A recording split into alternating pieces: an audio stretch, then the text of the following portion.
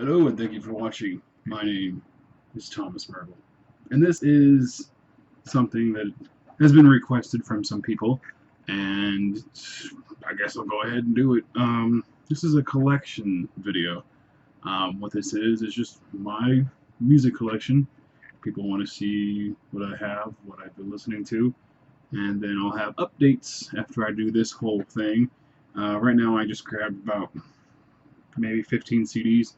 And I'll briefly talk about these. I'll try to keep these around 5 to 7 minute songs, so it's not overly boring, I guess. But first off, my really good metal tape. Also, this is inspired by Luke Talbot. I hope I pronounced your last name right. And he is from Gore and More Reviews, and just a really kick-ass dude.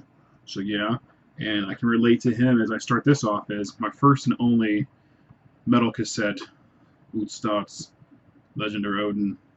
So yes, played the shit out of this one in my truck when it had a cassette player.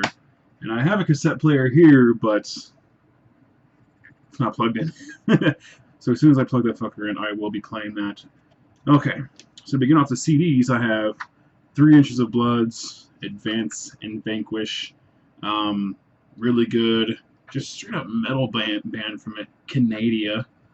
And if you don't like 3 Inches of Blood, then we simply cannot be friends. This band broke up not too long ago, and they're really unique vocals, just really shred, really fun band.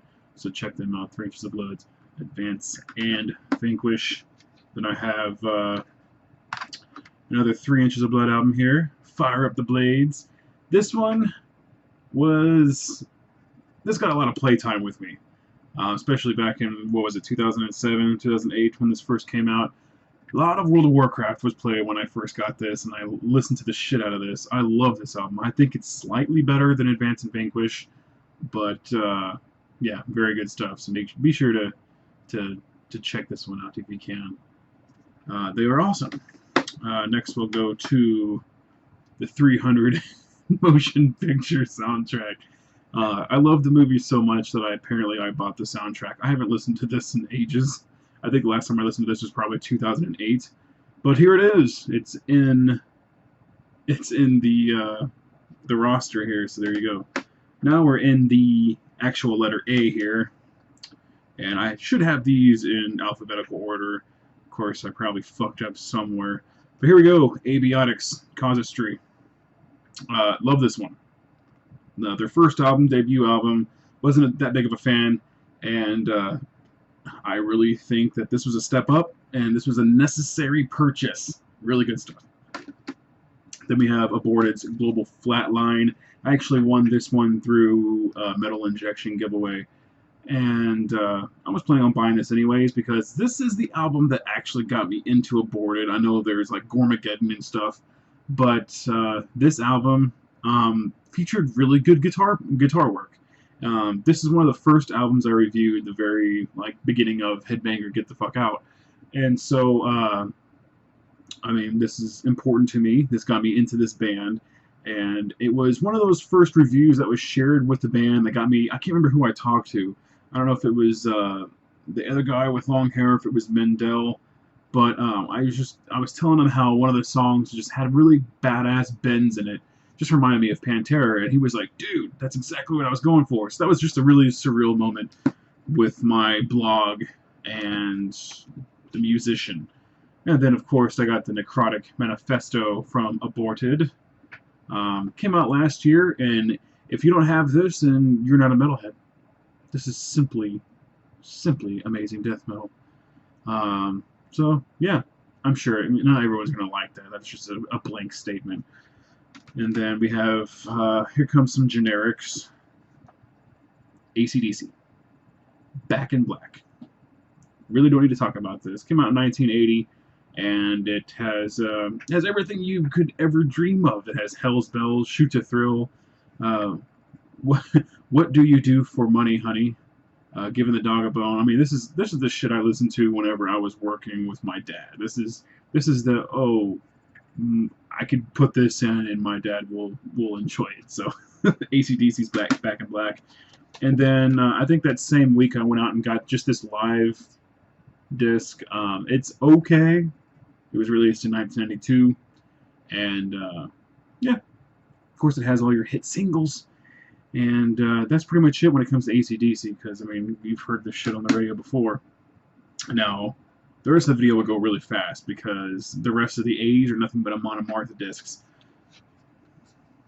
Once sent from the Golden Hall, Amon Amarth's debut album. Fucking phenomenal. Then we have The Avenger. The Avenger. Heavy as shit. This is actually probably my least favorite album by them, though. Just because the songs are okay and the production's okay at best. But they step it up with this one, The Crusher, Bastards of a Lying Breed, Masters of War, The Sound of Eight Hooves. There's some good songs on this one. So, yes, The Crusher. And then one of my favorites on the roster, Versus the World. Top-notch writing with Death and Fire, For the Stab Wounds in Our Backs, Versus the World, Across the Rainbow Bridge, 1,000 Years of Oppression, and Soon the World Will Cease to Be.